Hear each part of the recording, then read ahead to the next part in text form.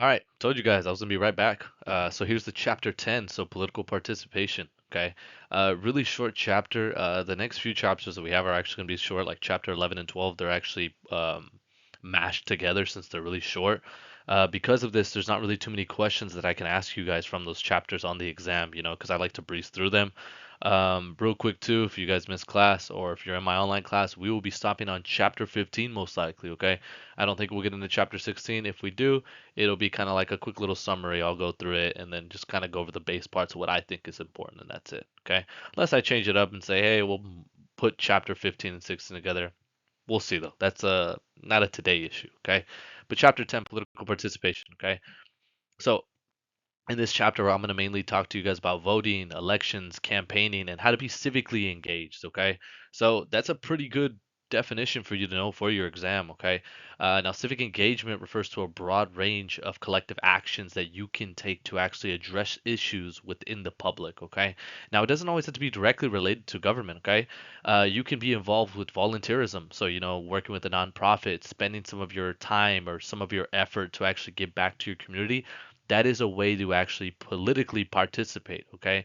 Because remember, political participation is you pretty much trying to help benefit the Commonwealth. When you do this volunteer work, you're doing what? You're trying to benefit the Commonwealth. So if you think if you're real passionate about like, things like food insecurity, go volunteer your time at a food bank or animals, go work at an animal shelter, okay? You can do a lot more than just, vote and be involved in government, okay? And here are some ways that you can participate, okay? Jury duty, electioneering, joining an interest group, running for office yourself if you really want to, government recalls, being involved with voting when it comes to propositions, protesting, registering to vote. These are all very easy ways where you can actually get back. Now, voting is going to be the number one.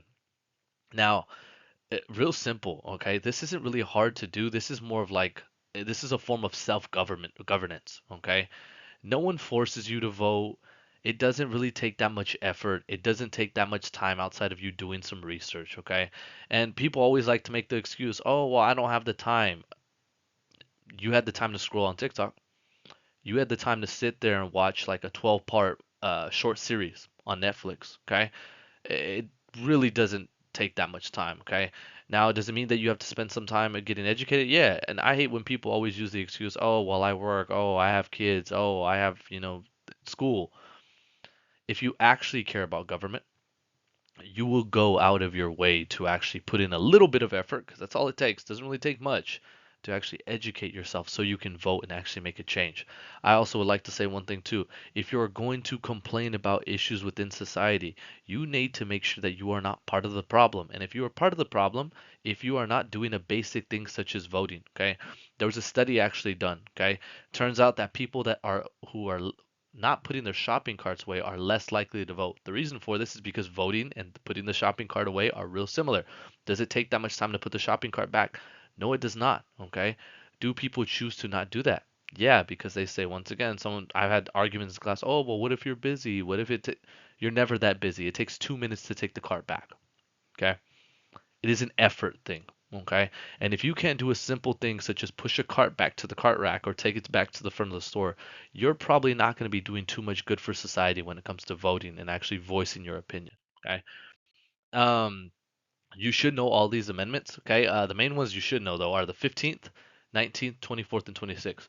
All of this just looks at our voting history and how we changed over time.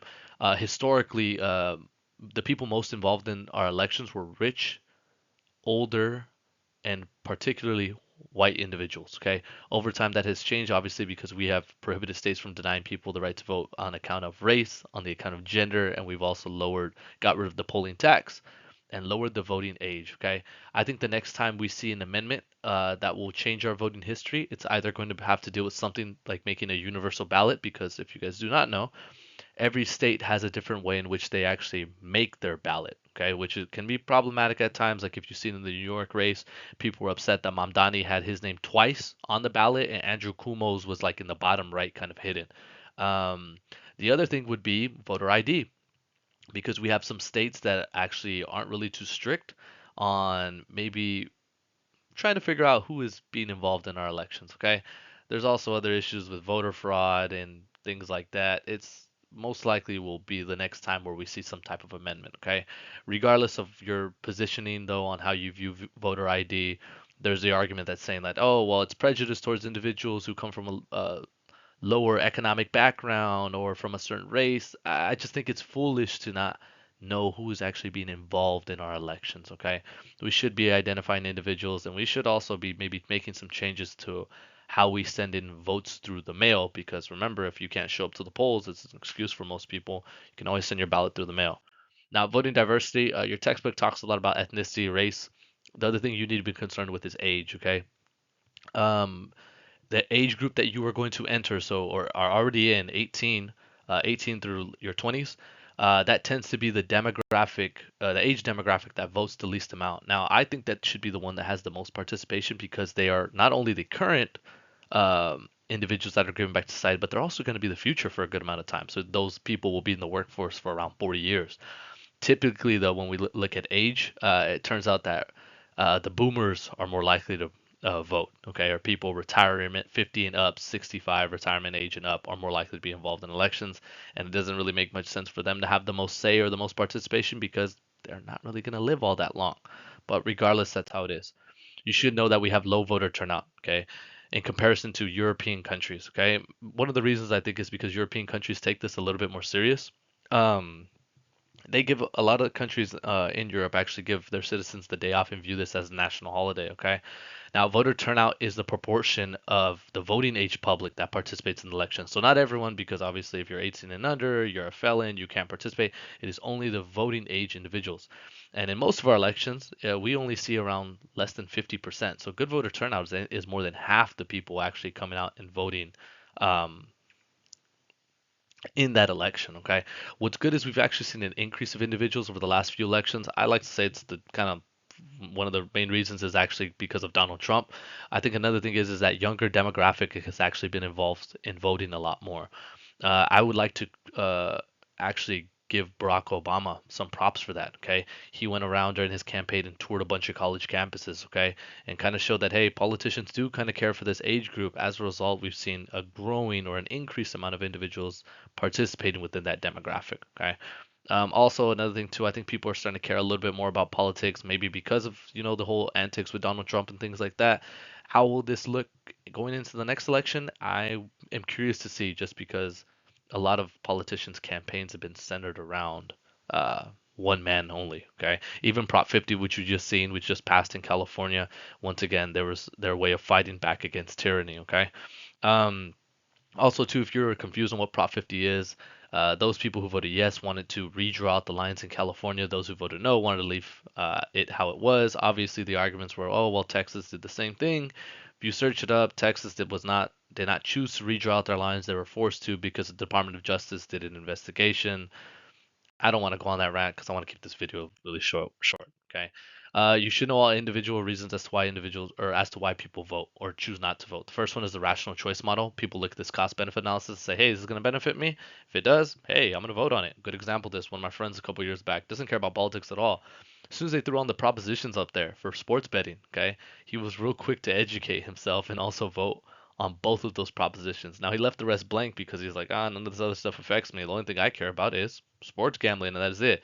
Now, even though those benefits or those propositions didn't pass a few years back, he just looked at a cost benefit analysis like, hey, this can affect my life. I actually would like it if this passed, so I'm going to vote on it. And this stuff, I don't really care. It's not going to affect me. I'm just going to leave it alone. The other two ways are civic duty. You actually view it as a job, just like you view yourself as, hey, I need to put the cart back at the front of the store in the cart rack as a job. It's my duty to do so. Okay. The last one is the belief that your vote actually matters. Okay. Now, eligibility system wise, as to why we have issues why people don't vote in America. Number one is eligibility. Some individuals aren't allowed to vote based off of either like I can't always say immigration status because there are states in which individuals are still allowed to vote when we're not collecting voter ID. But things such as like we don't allow felons to vote, anyone under the age of 18, that can knock out a huge amount of individuals. Voter registration, you guys actually have to register to vote. There's a couple times where you'll come across this in your young life when you're filling out your financial aid, so your FAFSA, and the other one is actually when you go and get your driver's license, they'll ask you if you want to register to vote. People voter fatigue is another one. People actually get fed up with elections or actually politics. Okay, and believe it or not, I actually get this way too. I'm typically this way whenever we're during the election period and I'm teaching the class. Okay, and you're probably saying, "Oh, well, that should be an interesting time for your class," and it can be, but it's just kind of frustrating because I constantly have to hear politics from not only in the class but also from my friends, from my family, and just random people I come across. So it can be fatiguing for me, and if I'm getting fatigued off of it, I can understand. And I love this subject, by the way. I love my job. I can understand why other individuals are as well. The two-party system is a problem as well. That's going to be next chapter we'll talk about, but it's problematic when we only get to choose between Republican and Democrat. Some people choose to not participate because their independent candidate actually can't hold an official seat. Also, we have our elections on a Tuesday, which doesn't make sense. So, like, we have Tuesday off for a holiday this week, right? Doesn't really make much sense. It'd be much better if we, instead of having this one weekday election day, we turn this into like a 2 day weekend thing, maybe a 3 day weekend. We give people a holiday off, Monday off, Friday off. So people can no longer use, oh, well, I had work or I had school or I had to pick up my kids. And obviously the alternative is like, oh, well, just send in your ballot through the mail, but then your ballot ends up missing or ends up burnt or stolen. Things like that can happen. Or the voter machines don't properly read um, what individuals marked on because it turns out the top donor or the Democrat Party is the same one who made the machines a few years back. Regardless, things like that can happen, but we should probably take it a little bit more serious like countries in the UK do. Now, elections, you should know what they are. Really simple. There's three main purposes, and they're easy to know. You have to pick someone to represent you. Number two, you have to inform them on the things that are happening within our government or within our society that we have issues with. And it's a way of holding them accountable. They suck at their job, they're going to lose it. We're going to vote for someone else. Okay? Really simple. Let's see what else. Gerrymandering. This is the drawing of electoral lines. So once again, Prop 50, which we just talked about. Typically, rural areas have more power here because we talked about districts earlier in the semester. There's around 650,000 people on average. Okay. Now, rural areas usually have a little bit more power because they cover a bigger surface area, and it turns out per representative, there's less people living in those rural areas than there are living in these districts near bigger cities. Okay. So technically, the rural areas would have more buying power, you would say.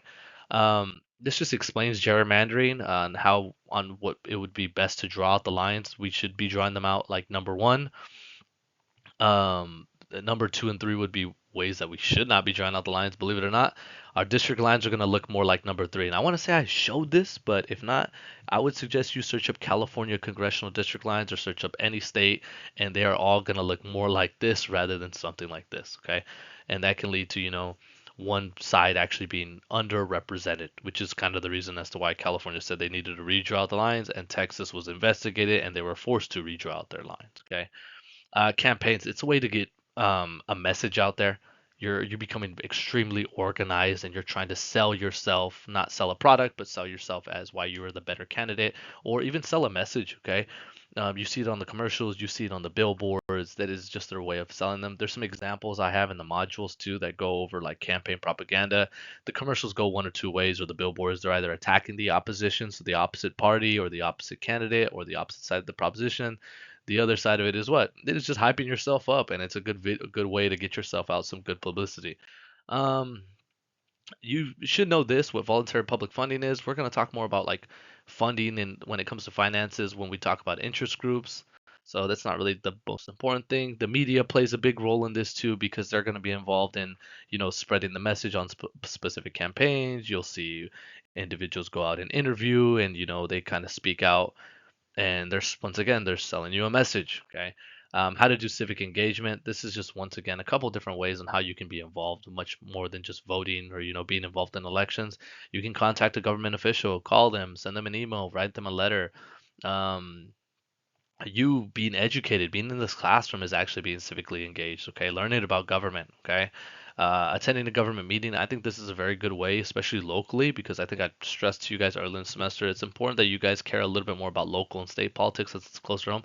Show up to the city council meeting. Show up to a school board meeting. Okay, voice your opinion. They can actually be the bridge too for you to actually get your opinion out there and reach that state and that federal level. Okay, Then contacting organizations such as like nonprofits, food banks, things like that. Those a lot of other ways that you can volunteer and actually be engaged in society. And maybe it's a little bit better because you get to specifically work with a topic that you truly care about. Because once again, the cost benefit analysis, right?